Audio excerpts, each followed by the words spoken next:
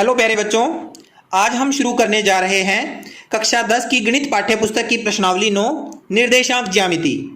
प्यारे बच्चों, आज के वीडियो में हम निर्देशांक ज्यामिति से संबंधित कुछ बेसिक बातें सीखेंगे। साथ ही आपके पाठ्यक्रम से संबंधित इस प्रश्नावली में जो टॉपिक लिए गए हैं उनके बारे में हम चर्चा करेंगे। तो आज इस वीडियो को आप अंत तक जरूर देख लेना और वीडियो देखने के बाद में इस वीडियो से संबंधित आपके विचार आप कमेंट बॉक्स में जरूर लिखना, ताकि मुझे इसी तरह और वीडियो बनाने के लिए प्रोत्साहन मिलता रहे। साथ ही वीडियो में जो कोई भी सुधार करना है उसके बारे में भी आप अपनी राय दे सकते हैं। तो चलिए शुरू करते हैं आज का वीडियो।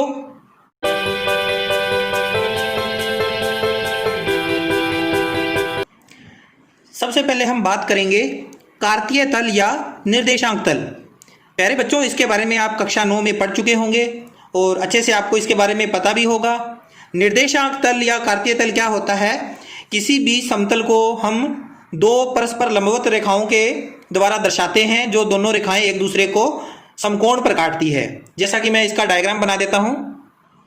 इस डायग्राम में देखिए बच्चों, यहाँ दो रेखाएं हैं, दोनों परस्पर लंबवत है, समकोण पर काट रही है दोनों रेखाएं।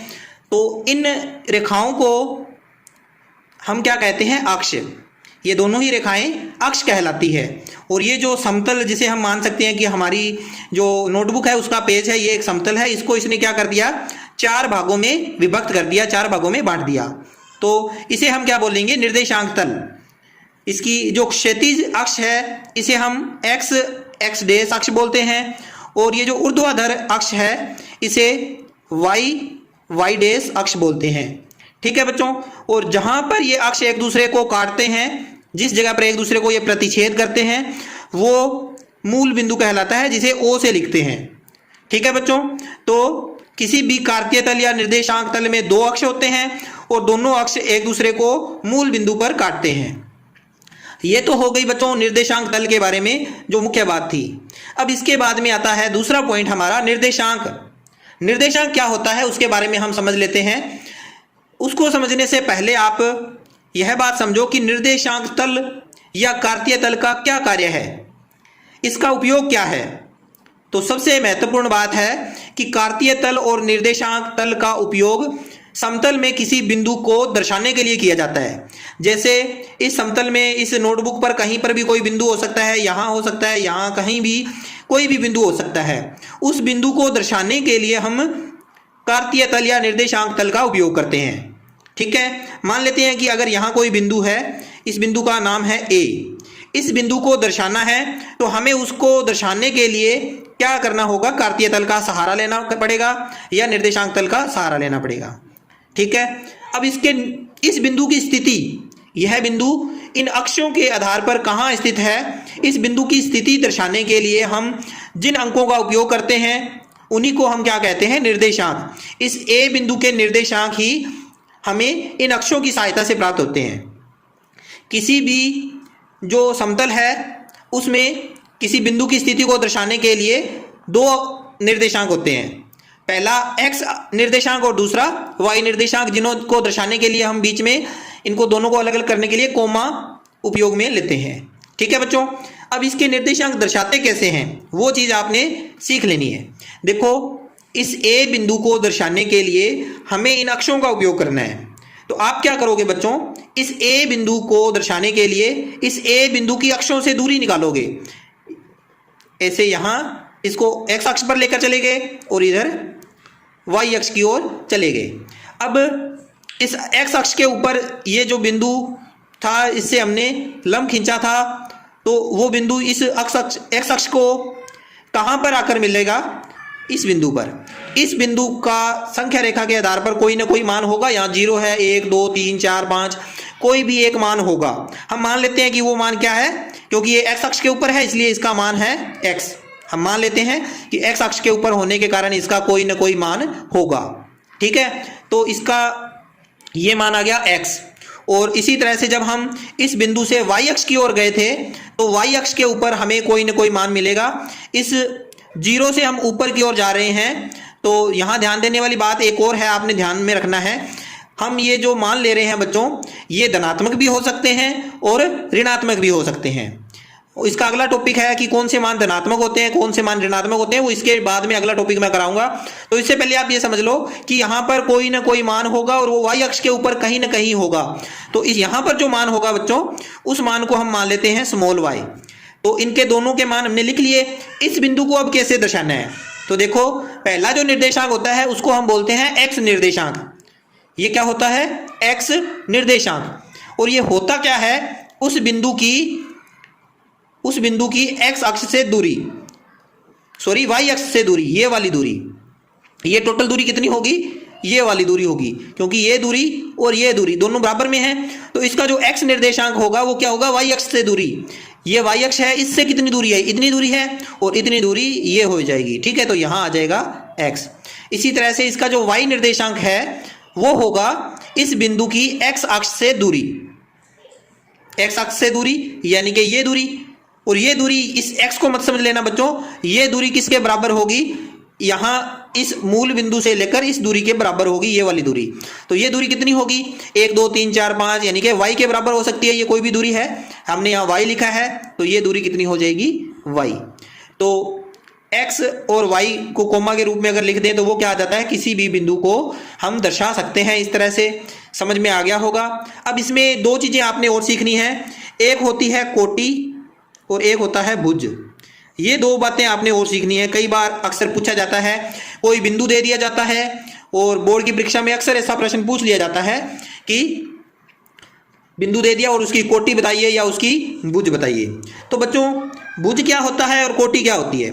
भुज होता है उसका एक्स निर्देशांक, यानी कि एक्स की जगह पर क्या मान आया हुआ है, ये है एक्स, और कोटि क्या होगा, वाई की जगह पर जो मान होगा, वाई निर्देशांक जो है, यहां जो भी मान होगा वो क्या हो जाएगी, उसकी कोटि।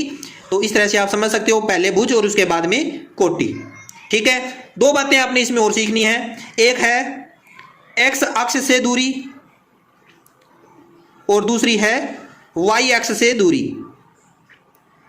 अक्सर एग्जाम में इस तरह का प्रश्न आ जाता है बच्चों, हमें कोई बिंदु दे दिया जाएगा, इस x और y की जगह कोई ना कोई मान दे दिया जाएगा और ये पूछ लिया जाएगा कि इस बिंदु की x अक्ष से दूरी कितनी है, y अक्ष से दूरी कितनी है। तो अक्सर बच्चे कंफ्यूज हो जाते हैं। तो आपने ध्यान रखना है, देखो मैंने जब ये बिंदु दिखाए थे तो आपको बताया था कि x अक्ष से दूरी कौन सी होगी, ये है x अक्ष और ये है इसकी दूरी। ये दूरी किसके बराबर है, इस y के बराबर है।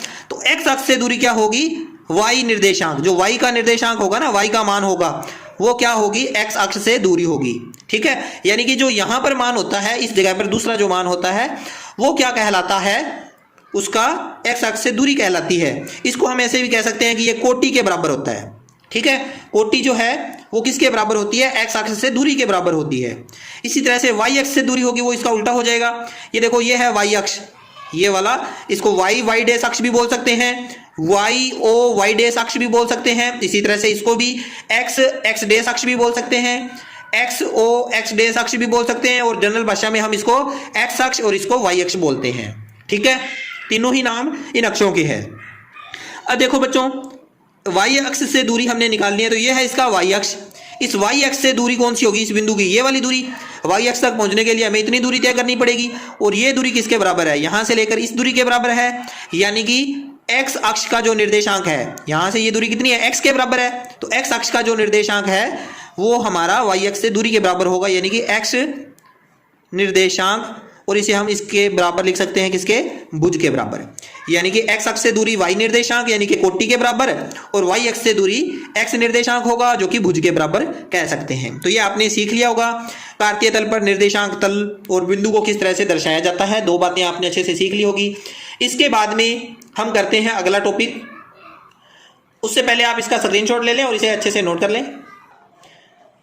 अगला बिंदु है हमारा चतुर्थांश में निर्देशांकों के चिन्ह। तो सबसे पहले निर्देशांक तल या कार्तीय तल का निर्माण करते हैं बच्चों। तो इससे पहले आपने सीख लिया था बच्चों कि किसी भी कार्तीय तल या निर्देशांक तल में दो अक्ष होते हैं, दोनों अक्ष मूल बिंदु पर काटते हैं, दोनों अक्ष आपस में लंबवत होते हैं, एक दूसरे को 90 डिग्री यानी कि समकोण पर काटते हैं। ये बातें आपने सीख ली थी। अब देखो यहां लिखा हुआ है एक शब्द चतुर्थांश। ये चतुर्थांश क्या होता है बच्चों, समतल को जब हम दो अक्षों के द्वारा विभाजित करते हैं तो हमारे पास 4 बराबर हिस्से प्राप्त हो जाते हैं। चारों आपस में बराबर होंगे बच्चों, ये चार हिस्से ही क्या कहलाते हैं? चतुर्थांश कहलाते हैं। इनका नाम है, ये प्रथम चतुर्थांश, ये द्वितीय चतुर्थांश, ये तृतीय और ये चतुर्थ। चार भाग हो गए तो चार बराबर बराबर हिस्से हो गए इनके, तो इसलिए हम इनको चतुर्थांश बोलेंगे। और चार हिस्से हैं तो पहला, दूसरा, तीसरा और चौथा, ऐसे चलता है इनकी जो काउंटिंग है, क्रम ये होता है, ये पहला, फिर दूसरा, फिर ये तीसरा, फिर ये चौथा। ठीक है बच्चों। अब यहां लिखा हुआ है चतुर्थांश में निर्देशांकों के चिन्ह, तो उसको समझने के लिए मैं आपको एक सिंपल सी बात बता देता हूं बच्चों। इसको आप मान लो कि ये संख्या रेखा है। संख्या रेखा पर आप इस बिंदु को मानो, ये क्या बिंदु है? जीरो बिंदु है। जीरो के बाद में यहां क्या होगा? 1 2 3 4 5 6 7, ऐसे आगे बढ़ते हुए क्रम में क्या होगा काउंटिंग? 1 2 3 4, ये सारे मान क्या होंगे? धनात्मक मान हो जाएंगे। ठीक है। इसके इधर वाले मान जीरो से छोटे वाले मान होंगे। जीरो से छोटे कौन से मान होते हैं बच्चों? माइनस वाले। माइनस का 1, -2, -3, -4, -5। ठीक है। इसी तरह से अगर y अक्ष को ले लें तो y अक्ष पर भी इसी तरह से अनंत मान हो सकते हैं। इसी तरह से नीचे वाले मान भी लिखे जा सकते हैं। ठीक है। ऊपर वाले मान बच्चों जीरो से बड़े होंगे, तो यानी कि जीरो के बाद में आता है 1 2 3 4 5 6, और जो इसके नीचे वाले जो मान हैं वो जीरो से छोटे होंगे, इस जीरो मूल बिंदु से छोटे, यानी कि माइनस में होंगे। -1 -2 -3 -4 -5 -6, इस तरह से ये चलते रहेंगे। अब हमारा जो टॉपिक है वो ये है निर्देशांक जो है उनके चिन्ह बताने हैं हमने चतुर्थांश में। किसी भी चतुर्थांश में निर्देशांकों के चिन्ह क्या हो सकते हैं? देखो यहां अगर कोई बिंदु है, कहीं पर भी ले लें, इस पूरे चतुर्थांश में हमने यहां बिंदु लिया है, इस बिंदु के निर्देशांक बताने हैं हमने। तो देखो सबसे पहले x का जो निर्देशांक होगा इसके ऊपर स्थित होगा। तो यहां देखो कोई भी मान ऐसा नहीं है कि जो प्लस के अलावा कोई मान हो, सारे मान प्लस के हैं, माइनस में कोई मान नहीं है। तो इसका जो x का निर्देशांक आएगा वो क्या होगा? प्लस का होगा। और y का निर्देशांक यहां से देखने पर y का इनमें से कोई मान आएगा, तो इनमें से अगर कोई मान देखें तो वो भी क्या आएगा? प्लस का। यानी कि पहले चतुर्थांश में क्या होगा? जितने भी बिंदु होंगे वो सारे के सारे बिंदु क्या होंगे? उनके x निर्देशांक और y निर्देशांक दोनों ही धनात्मक होंगे, पॉजिटिव होंगे। ठीक है। अब आ जाते हैं दूसरे अक्ष में, दूसरे चतुर्थांश में। यहां कोई बिंदु ले लिया, इसके निर्देशांकों की हम देखते हैं कि क्या हो सकते हैं इनके निर्देशांक। सबसे पहले हमें कौन सा निर्देशांक देखना होता है? x का। तो x अक्ष के ऊपर इस लाइन पर कोई ना कोई बिंदु होगा। ये सारे के सारे मान क्या है बच्चों? माइनस में है। तो इसका x निर्देशांक क्या होगा? माइनस में कोई ना कोई मान होगा। माइनस का 1 हो सकता है, 2 हो सकता है, 3 हो सकता है, 10 हो सकता है, कोई भी मान हो सकता है। y का मान, y अक्ष से अगर हम दूरी इसको देखें, y अक्ष के ऊपर जाएंगे तो क्या होगा? सारे के सारे इनमें से कोई मान आएंगे, और ये सारे मान क्या है? प्लस के हैं। ठीक है।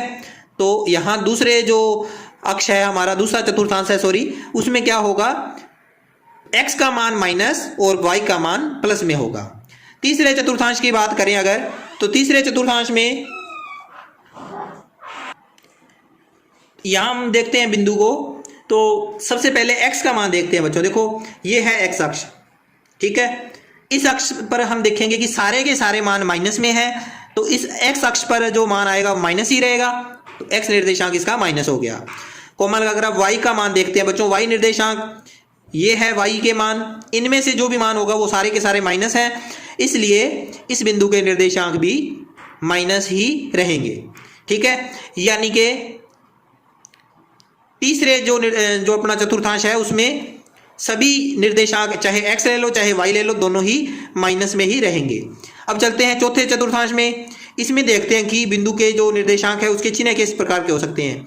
कहीं भी हमने एक बिंदु ले लिया, इस बिंदु के अगर हम निर्देशांक देखें तो सबसे पहले x का मान देखते हैं। तो x का मान इधर से आएगा, इनमें से कोई मान आएगा, तो x का मान तो हो गया प्लस, और y निर्देशांक इनमें से कोई मान होगा जो कि हो जाएगा माइनस, तो माइनस निर्देशांक का हो जाएगा इसका मान।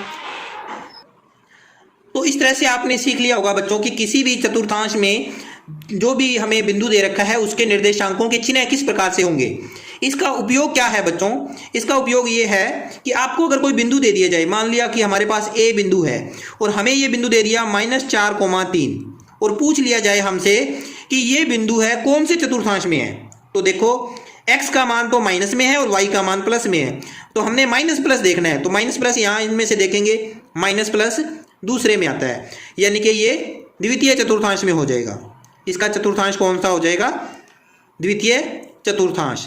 इसी तरह से हमें एक और बिंदु दे दिया जाए 4, -2, तो पहला मान प्लस, दूसरा मान माइनस, तो इसको हम देखेंगे प्लस माइनस, तो प्लस माइनस यहाँ से कौन सा चतुर्थांश आ गया, चौथा चतुर्थांश है, उसमें ये बिंदु स्थित होगा। यानी कि बी बिंदु 4, -2 है, वो यहाँ कहीं ना कहीं इसमें आएगा वो बिंदु। ठीक है, ये चीज़ आपने सीख ली, अच्छी तरह से आपको इसके बारे में पता चल गया होगा। अब एक चीज़ आपको मैं और बता देता हूँ बच्चों, इसी से जब हम इनके बारे में बात करने ही लगे, कई बार ऐसे बिंदु आ जाता है कि बिंदु जैसे सी दे दिया हमें 0, -3, ये बिंदु पूछ लिया जाए कि कहाँ स्थित होगा, तो आपने एक चीज़ का ध्यान रखना है कि पहला चतुर्थांश, दूसरा चतुर्थांश, तीसरा और चौथा, चारों चतुर्थांश ऐसे होंगे जहां पर कोई भी निर्देशांक 0 नहीं होगा। जब ये 0 आ जाए बच्चों, तो आपने एक चीज़ ध्यान में रखनी है कि अगर इसका x निर्देशांक 0 है तो इसका मतलब वो बिंदु कहाँ पर होगा, y अक्ष के ऊपर स्थित होगा। अगर y निर्देशांक 0 है तो वो कहाँ होगा, x अक्ष के ऊपर स्थित होगा।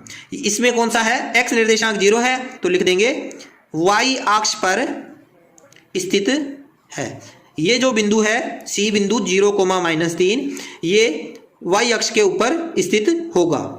ठीक है, जैसे अगर बिंदु D बिंदु है हमारे पास 4, 0, तो 4, 0 ये कहाँ स्थित होगा, क्योंकि इसमें x निर्देशांक तो कोई ना कोई मान है, लेकिन y 0 आ गया। जब y 0 है तो वो x अक्ष के ऊपर स्थित होगा।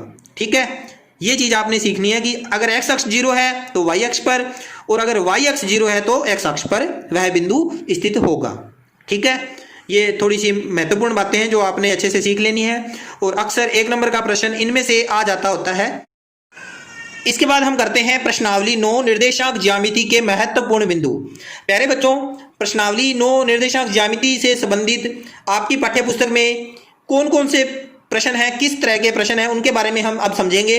तो इनसे संबंधित जो भी बिंदु मैं लेने जा रहा हूं उनके बारे में आपको डिटेल में तो इस वीडियो में नहीं बता सकता, क्योंकि वीडियो काफ़ी लंबी हो जाएगी। तो बारी बारी से मैं अगली वीडियो में उनके बारे में बताऊंगा आपको, तो उन वीडियो को आप जरूर देखते रहना, और उनका नोटिफिकेशन प्राप्त करने के लिए आप चैनल को सब्सक्राइब करके उसके सामने दिया गया बेल आइकन भी दबा दें, ताकि जैसे ही वो वीडियो अपलोड होगी आपको उनके नोटिफिकेशन मिल जाएंगे। तो चलिए बताते हैं आपको इसके जो महत्वपूर्ण बिंदु है। सबसे पहला बिंदु है दो बिंदुओं के बीच की दूरी। हमें दो बिंदु दे दिए जाएंगे बच्चों, इस तरह का जो भी प्रश्न आएगा उसमें हमें बता दिया जाएगा कि बिंदु ए इतना है, बिंदु बी है उसके निर्देशांक, और बिंदु ए के निर्देशांक हमें दे दिए जाएंगे, और ये प्रश्न पूछा जाएगा इन दोनों बिंदुओं के बीच की दूरी कितनी है। ठीक है, इस तरह का प्रश्न हमारे पास सिंपल सा 1 या 2 नंबर का प्रश्न आता है, तो आसान सा प्रश्न होगा। और इसको दूरी को ज्ञात करने के लिए इसका एक सूत्र है जिसे हम दूरी सूत्र नाम दे सकते हैं। दूरी सूत्र है, इसके बारे में मैं आपको अगली वीडियो में डिटेल से बताऊंगा। और दूरी सूत्र से संबंधित कुछ टॉपिक हैं, उनसे संबंधित ही हम उनको मान सकते हैं। जैसे कि पहला टॉपिक त्रिभुज का प्रकार। इसमें हमें 3 बिंदु दे दिए जाएंगे बच्चों, और यह पूछा जाएगा कि तीनों बिंदुओं को मिलाने पर जो त्रिभुज बनेगा वह किस तरह का त्रिभुज है, यानी कि समबाहु त्रिभुज है, समद्विबाहु त्रिभुज है, या समकोण त्रिभुज है। इस तरह से प्रश्न पूछा जाएगा, जिसका उत्तर हम जो है त्रिभुज की भुजाओं को ज्ञात करके पता कर सकते हैं। त्रिभुज की भुजाओं के आधार पर हम त्रिभुज का प्रकार भलीभांति रूप से बता सकते हैं। इसके अलावा अगला टॉपिक है इस दूरी सूत्र से संबंधित चतुर्भुज का प्रकार। इस तरह के प्रश्न में बच्चों हमें 4 बिंदु दे दिए जाएंगे, और उन चारों बिंदुओं को क्रमागत रूप से मिलाने पर क्या होगा, एक चतुर्भुज का निर्माण होगा। और हमसे यह पूछा जाएगा कि यह जो चतुर्भुज है ये किस प्रकार का चतुर्भुज है। इसमें मुख्यतः 4 प्रकार के चतुर्भुज पूछे जा सकते हैं, कि यह एक वर्ग है, या आयत है, या सम चतुर्भुज है, या समांतर चतुर्भुज है। इस तरह का प्रश्न पूछा जाएगा, तो उनके बारे में हम कैसे पता कर सकते हैं, इस चतुर्भुज की भुजाओं और विकर्णों के आधार पर हम बता सकते हैं कि चतुर्भुज का प्रकार कैसा है। और उनके विकर्णों की या भुजाओं की जो दूरियां हैं उनको ज्ञात करने के लिए हमें दूरी सूत्र का उपयोग करना पड़ेगा। ठीक है, दूरी सूत्र से संबंधित तीसरा बिंदु है बिंदुओं की सरेखता। बिंदुओं की सरेखता क्या है, 3 बिंदु दिए होंगे या 3 से अधिक बिंदु भी हो सकते हैं, और हमसे यह प्रश्न पूछा जाएगा कि जांच कीजिए कि यह बिंदु सरेख है या नहीं। सरेख का तात्पर्य होता है बच्चों की एक ही रेखा में। जैसे मैं यहाँ उदाहरण ले रहा हूँ कि अगर ये तीनों बिंदु एक ही रेखा में स्थित है तो क्या होगा, इस बिंदु की इस बिंदु से दूरी अगर मान ले कि 5 इकाई है, और इस बिंदु की इस बिंदु से दूरी जो है वो मान लेते हैं कि 7 इकाई है। ठीक है, तो दोनों की दूरियां हम दूरी सूत्र से ज्ञात कर सकते हैं। इसी तरह से पहले बिंदु की तीसरे बिंदु से दूरी जो है वो भी हम दूरी सूत्र से ज्ञात कर सकते हैं। अगर वह दूरी इन दोनों दूरियों के योग के बराबर यानी कि 12 इकाई के बराबर आ जाएगी तब तो ये होगा कि सरेख होंगे, और अगर 12 से अधिक आती है तो वो बिंदु क्या होंगे, सरेख नहीं होगी। अगर कम आती है तो भी वो बिंदु सरेख नहीं होंगे। ठीक है बच्चों, तो ये जो सिंपल सी बातें थी कि दो बिंदुओं के बीच की दूरी यानी कि दूरी सूत्र से संबंधित किस तरह के प्रश्न आ सकते हैं वो मैंने आपको बता दिए हैं। अब चलते हैं इसका जो दूसरा बिंदु है, मुख्य बिंदु। दूसरा बिंदु है बच्चों, दो बिंदुओं को मिलाने वाले रेखाखंड को विभाजित करने वाले बिंदु के निर्देशांक। दो बिंदु दे दिए जाएंगे बच्चों और यह प्रश्न पूछा जाएगा कि इन दोनों बिंदुओं को जब हम मिलाते हैं तो इनको कोई तीसरा बिंदु विभाजित करता है, तो इस बिंदु के निर्देशांक बताइए। या ऐसा पूछा जाएगा कि इनका अनुपात क्या है, इस बिंदु का अगर निर्देशांक दे दिए जाएंगे तो यह बिंदु किस अनुपात में विभाजित करता है। इसी तरह से कुछ ऐसा भी प्रश्न पूछा जा सकता है कि इस बिंदु के निर्देशांक नहीं दिए, इस दूसरे बिंदु के निर्देशांक दे दिए और विभाजन बिंदु के निर्देशांक दे दिए और यह अनुपात भी हमें बता दिया, तो इस पहले बिंदु के निर्देशांक हमसे पूछ लिए जाते हैं। तो इस तरह से प्रश्न आते रहते हैं। इसमें बहुत ही ज्यादा महत्वपूर्ण है ये टॉपिक। इसमें विभाजन दो तरह का है बच्चों, एक है अंतः विभाजन, एक पहला है इसमें अंतः विभाजन, अंतः विभाजित करना, और दूसरा है बाह्य विभाजित करना। क्या होता है ये, किस तरह से विभाजित करते हैं अंतः और बाह्य, इनसे संबंधित जो डिटेल वीडियो है वो मैं अगली वीडियो में बताऊंगा। तो ये दो टॉपिक इसमें सबसे महत्वपूर्ण है। इसके अलावा इसमें एक और पॉइंट आ जाता है बच्चों, समत्रिविभाजित, समत्रिभाजित, और यह आ सकता है समद्विभाजित। ठीक है, इस तरह के प्रश्न आ सकते हैं इसमें। इसके अलावा चार बराबर भागों में विभाजित करना भी आ सकता है।